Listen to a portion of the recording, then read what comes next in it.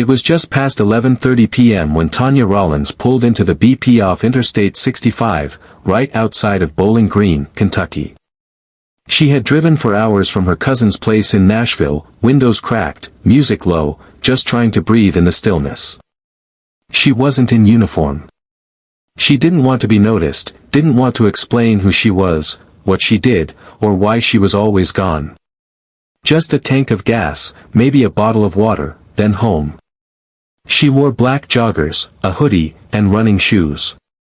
Hair pulled back, face clean, no makeup, no attitude, no noise. The gas station lot was nearly empty. Just a dusty white sedan near the air pump and a pickup parked near the side.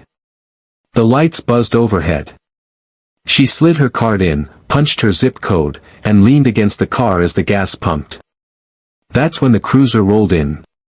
Blue lights flicked on before the car even stopped moving. Tanya glanced up, confused. She didn't move, just stood there, one hand on the nozzle.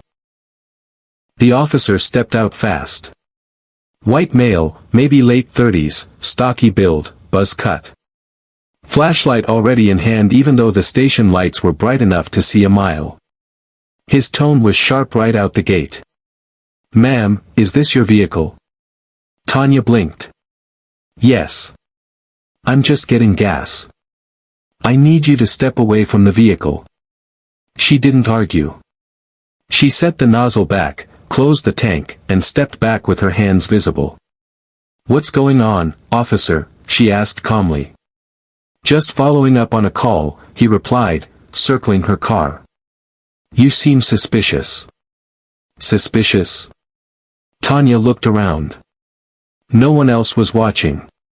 No one had approached her. No clerk outside. Just her, the gas pump, and a cop who already had a story in his head. She tried again. "I'm passing through. I rented this in Nashville. Do you need my license?" But he didn't answer. He was behind her now, shining his flashlight through the back window, then the front, then he opened the driver's door without asking. "Hey, what are you doing?" she asked, her voice still measured but firm now. "I need to search the vehicle." "Without a warrant?" That did it. In a flash, he turned back. "Ma'am, I'm asking you to cooperate. Right now you're being combative." Tanya froze. This is the moment. Cross it, and things spiral. "I'm not being combative. I'm asking a legal question. Turn around." He grabbed her wrist. "Wait," he yanked the other one before she could speak again. Her face was turned to the hood of her own rental car. Wrists cuffed. Cheek against cold metal. A pickup truck pulled out of the lot quietly. No one stepped in. No one asked a thing. Tanya didn't cry. Didn't scream. She stared at the side mirror, watching her own reflection breathe. "You're being detained for suspicious behavior and failure to comply," Officer Kemp muttered more to himself than to her. In the back of the cruiser, she said nothing. She watched Bowling Green blur past through the rear window. Mind spinning. Not with fear, but with cold, calculated awareness. She'd seen worse. She'd been dropped behind enemy lines in northern Syria. Crawled through dry rivers in Djibouti. Faced men who'd rather die than surrender.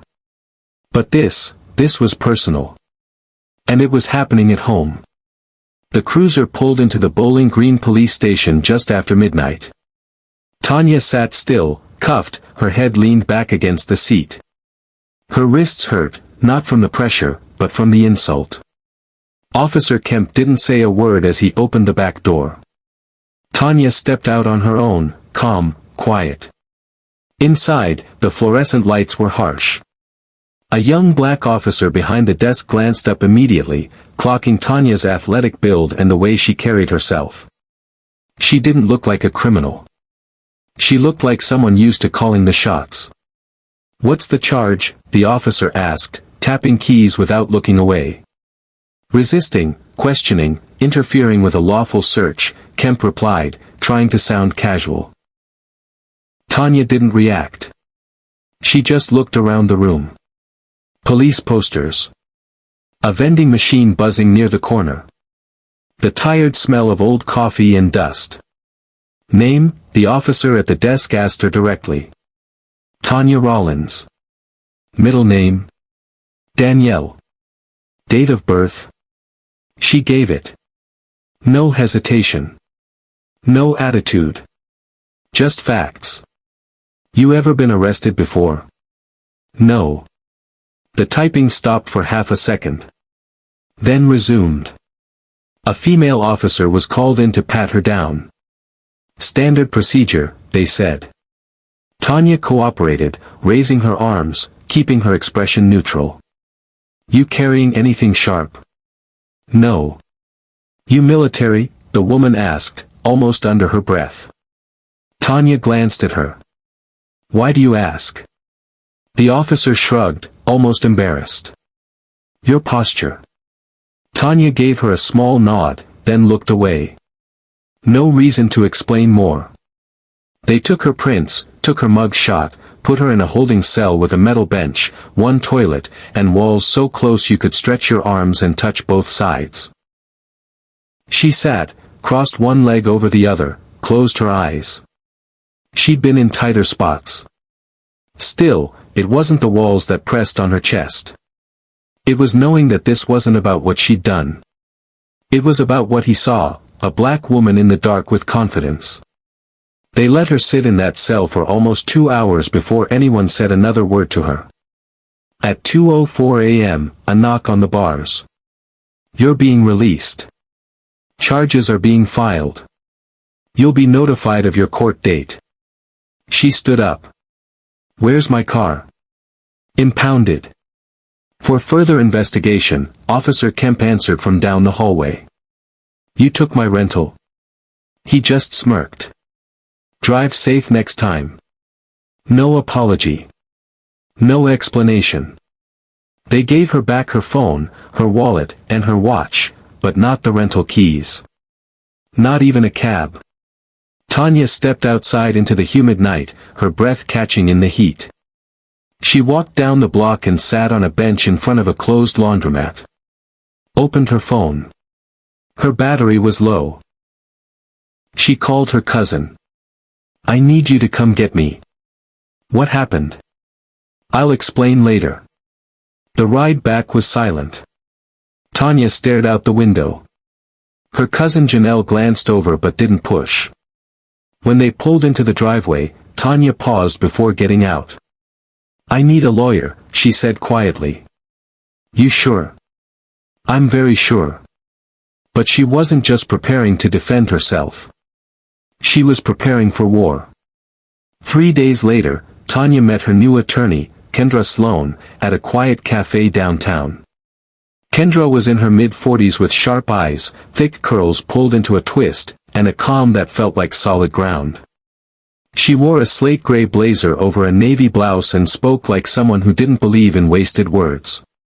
Tanya explained everything, what happened at the station, the arrest, Kemp's smirk, the missing body cam footage, the vague charges. Kendra listened without interrupting. When Tanya finished, Kendra asked one question, did you resist at any point? No, Tanya said flatly. I didn't even raise my voice. Kendra nodded. Then this isn't a defense. It's an exposure. Tanya raised an eyebrow. What do you mean? Kendra leaned forward. We're not just clearing your name. We're about to pull a thread. And I want to see what unravels. By the end of that meeting, they had a plan. Kendra filed a formal request for all body cam and dash cam footage, dispatch records, and arrest logs from that night. She submitted a motion to dismiss based on unlawful detention. But most importantly, she began reaching out to civil rights watchdogs in the region, and one local journalist known for her investigative grit. Tanya, meanwhile, laid low at Janelle's house. But each night, as she stared at the ceiling fan turning above her bed, she thought about every moment of that arrest, the quiet aggression, the casual assumption, the way Officer Kemp didn't flinch even once. She had a feeling this wasn't the first time. And she was determined it would be the last. 3 weeks later, Tanya walked through the courthouse doors in a tailored navy blue suit and a simple silver necklace. No medals. No sign of rank. Just clean lines, polished shoes, and quiet strength. The courtroom was small. A local circuit court on the second floor of a red brick building off Chestnut Street. The kind of place where traffic violations shared a docket with domestic disputes and felony charges. Because in small towns, everything overlaps. Her name was called, Commonwealth of Kentucky versus Tanya D. Rollins. Kendra stood. Your Honor, my client pleads not guilty on all charges. The prosecutor, a stiff man named Philip Dorsey, nodded slightly. We're prepared to proceed, Your Honor. Officer Kemp's report has been filed. Kendra's voice cut through the air. Correction. The department claims Officer Kemp's body cam footage is unavailable due to technical failure.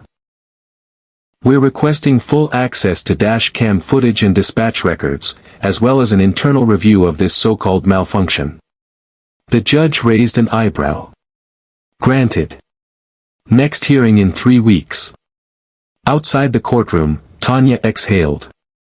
Not relief, just readiness. Because now, the real fight was beginning. The next morning, Tanya sat at Janelle's kitchen table, her laptop open, a legal pad filled with notes beside her. She'd already spoken to 2 local attorneys and settled on one, Kendra Sloan.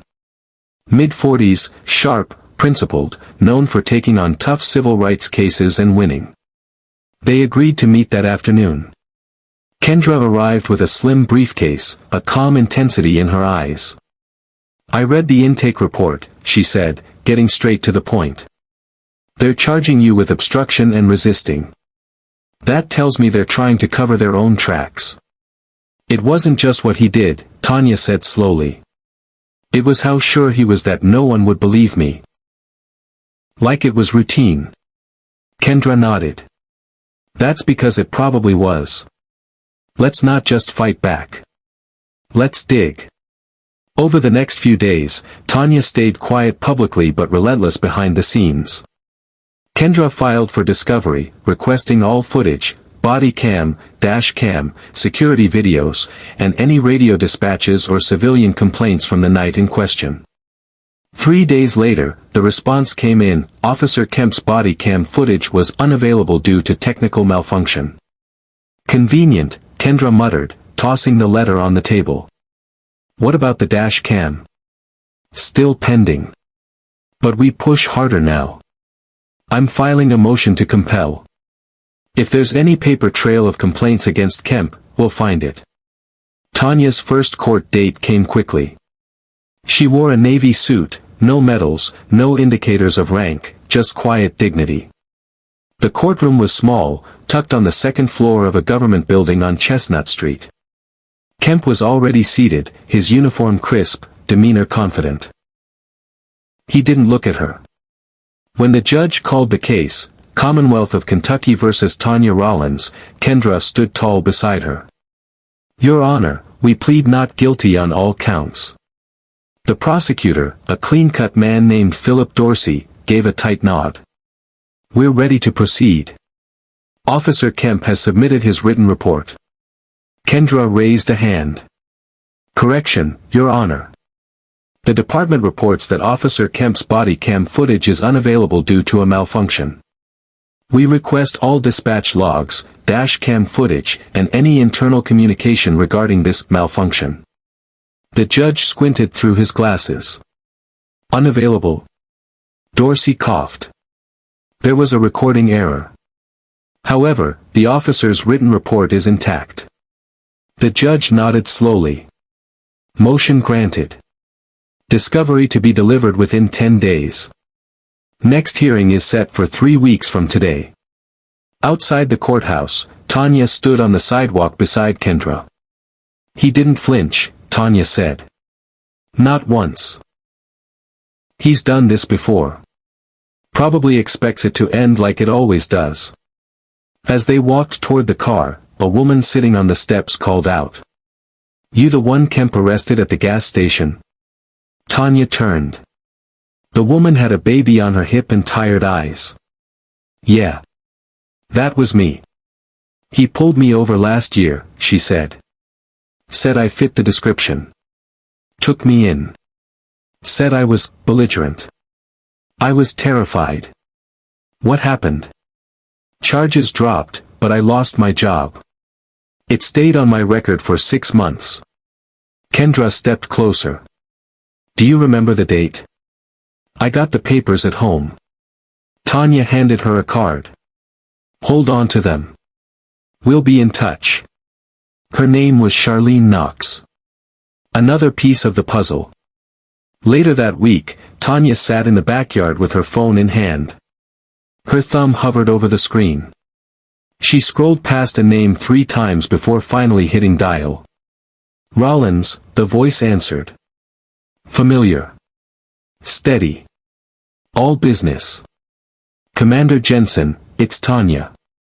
I need a favor. He didn't pause. You wouldn't be calling if it wasn't serious. She told him everything, the stop, the arrest, the missing footage. I'm not asking for medals, she said. Just the truth. They're painting me like I'm a threat. I'll send the files, Jensen said. Then he added, but I'm coming to the next hearing. People need to see who you really are. Tanya exhaled. You don't have to. Yes, I do. You earned it. The next hearing had more people. Word had spread. A few local Facebook pages had picked it up, and curiosity was building. Tanya walked in, posture sharp, suit crisp. Commander Jensen sat in the back row, in full Navy dress uniform, rows of ribbons catching the light. Kemp recited his report again, voice steady, almost bored. Same script. Same tone. Then Kendra stood. Officer Kemp, did you know Miss Rollins is a Navy SEAL commander with 14 years of decorated service? Kemp blinked. No. Did she threaten you? She raised her voice. Did she strike you? No. Did you ask her why she was there? Did you ask for identification? No. Kendra walked to the evidence screen and pulled up Tanya's military file. Training, deployments, commendations, all signed by the Department of Defense. Commander Elias Jensen is present and can authenticate this file. The judge glanced back. Jensen stood, tall and clear. It's accurate. Kendra turned back to the court. So let's be clear, a woman trained to defuse war zones, trusted with lives, was arrested for being too calm while pumping gas. The room held its breath.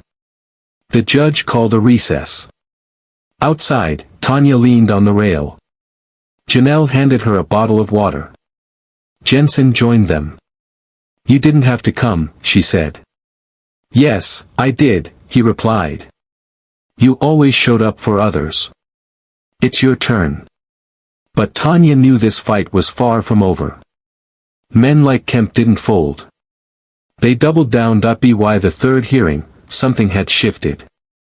Kemp's voice wasn't as steady. His phrasing was the same, but doubt flickered behind his eyes. The room was more crowded now, reporters, community members, even a few off-duty officers in the back, arms folded. Kendra was ready. In the week since their last appearance, she had filed open records requests, contacted past defendants, and uncovered a disturbing pattern. 4 other individuals, all arrested by Kemp, all under suspiciously similar circumstances. Missing footage. Thin charges. Quiet dismissals. One of them, Gerald Simons, was a middle-aged white man arrested for suspicious behavior during a routine traffic stop. Another, Jayla Boston, a high school teacher, was arrested outside a Walgreens after an argument about a receipt. Charges dropped. Footage gone. Your Honor, Kendra said, standing before the judge with a stack of documents, this isn't about a single incident. This is a pattern. A practice. Officer Kemp has demonstrated a repeated abuse of authority, consistently shielded by missing footage and vague claims. The judge's eyes narrowed. Are you alleging systematic misconduct? Yes, Your Honor. And my client isn't the first. The prosecutor objected. The judge overruled. Kendra pressed play on a new piece of evidence, surveillance footage from the gas station. Tanya, quiet and calm. No threats. No resistance. The cruiser arriving. The cuffs. The silence. When the footage ended, the room was still. Kendra turned to Kemp. You filed a false report, she said. Did you think no one would check? Kemp hesitated. I didn't know they had outside cameras. You're trained to assume they do. Isn't that right? He looked at the floor. The judge rubbed his forehead. I'll need time to review all evidence. We'll reconvene next week. Outside, Tanya walked down the courthouse steps as the crowd parted around her. You nailed him, Janelle whispered. Maybe, Tanya said. But nails can be pulled. Kendra nodded. Yeah. But now it's public. Now they're watching.